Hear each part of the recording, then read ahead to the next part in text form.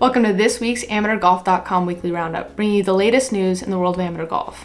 I'm Mackenzie, and this week we're going to be covering the start of the 2025 PGA TOUR Q-School pathway and what it means for amateurs and aspiring pros, team and individual results from the St Andrews Links Collegiate, where course records were broken at the old course, and a key win for Stanford's women's program at their own tournament. So let's dive in. First up, the 2025 PGA TOUR Q-School.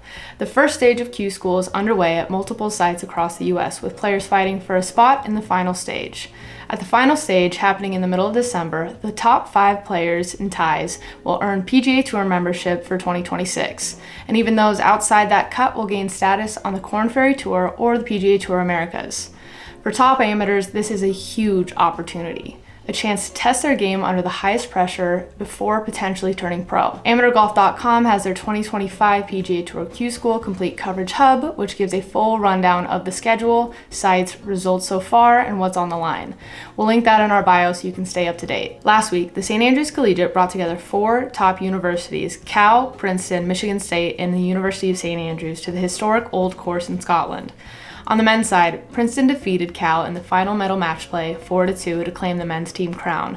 Reed Gracerman of Princeton led the individual stroke play event at the Jubilee course earlier in the week at 8 under. On the women's side, Cal's women's team dominated, defeating Princeton 4.5 to 1.5 in the match play. Ellie Monk of University of St Andrews led the individual event on the Jubilee course, shooting 7 under par. But the real star of the week, Cal Jr. Constance Fouillet broke the women's old course record, shooting 63 9 under par during the final day of the event with 8 birdies and a hole-out eagle on a par 4. I can't think of a cooler golf memory than that. To cap off the week, we turn to the home event at Stanford University.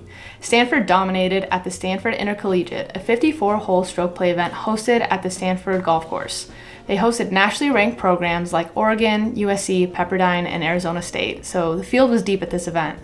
Stanford posted a blistering 35 under par team total across the 3 rounds, outpacing Oregon, who posted 14 under, and USC at 10 under. At the top of the individual leaderboard, senior Megha Ganne, already one of the most decorated players in program history, finished the event at 10 under par, securing her 3rd victory of her collegiate career. She's had quite the year already, winning the 125th U.S. Women's Amateur title at Bandon Dunes. Though, at this event, there were a few players who were close behind Megha.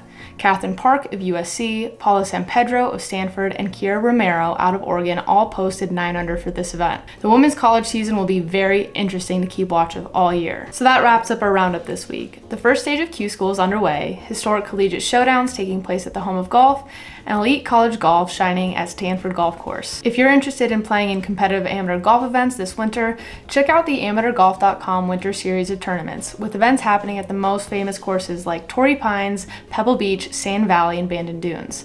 The schedule and more info will be linked in the description. Thanks for tuning into the AmateurGolf.com Weekly Roundup, and make sure you like and subscribe so you don't miss next week's edition.